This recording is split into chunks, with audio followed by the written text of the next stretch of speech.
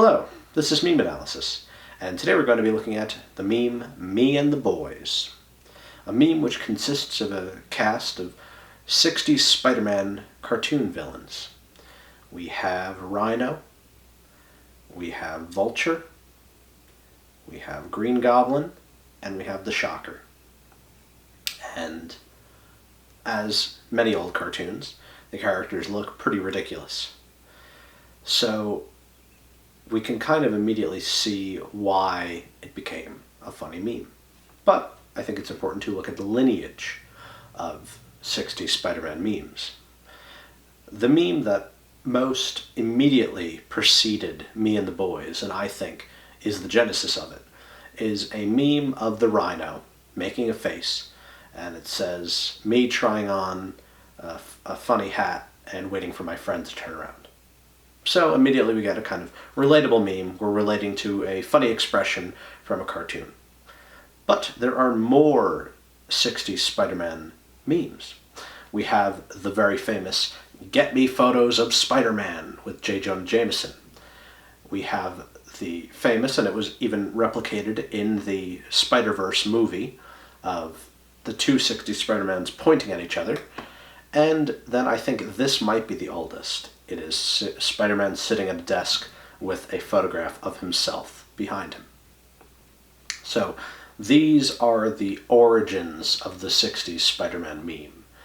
It has gone to show that even over a decade later, there are still funny frames and funny cells that can be used to make current, exciting memes. Other memes which carry the same kind of idea, the same form, memes that rely on Tom and Jerry. I mean, they go so deep into the cartoon and find frames and cells that just are completely out of nowhere. You know, it's not a famous show. I mean, not a famous episode, not a famous part of the episode, and so on. It's just any frame, any cell can become a meme.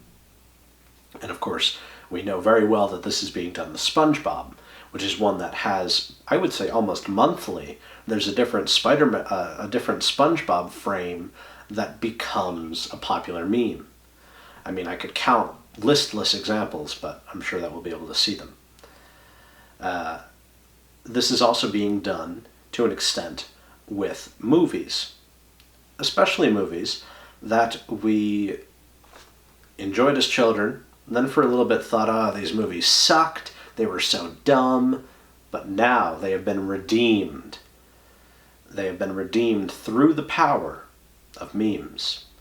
The Spider-Man original trilogy, the Holy Trilogy, and the Star Wars prequels.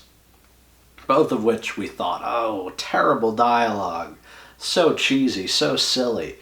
But now, when you go on a subreddit like prequel memes, which is becoming extremely popular, or Raimi memes, which is extremely popular, you have almost every single line in the movie, every single scene is being made into a meme. Every single part. And something that's talked about is how when you go back and you watch a movie after you've seen a bunch of the memes, it's even more enjoyable. I think in some ways this connects to repetition. When we repeat the same memes over and over again, the same lines of dialogue, we are imbuing them with value. And in doing so, we imbue the film itself with value. What was once something shameful and cheesy and silly and a bad example of our childhood has become regenerated, redeemed. We enjoy it again. We love it again. But as with all memes that are reliant on a piece of media, we are beating a dead horse, and we are going to beat it until there is nothing left, not even dust. Every line of dialogue, every image. I mean, every image, every part of every image. Images made of images, and so on.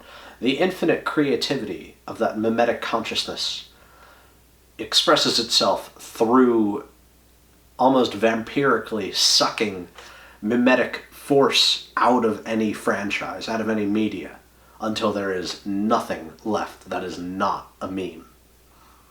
So, the next time you see a meme about a silly movie or a silly cartoon from your childhood, think about what it might mean.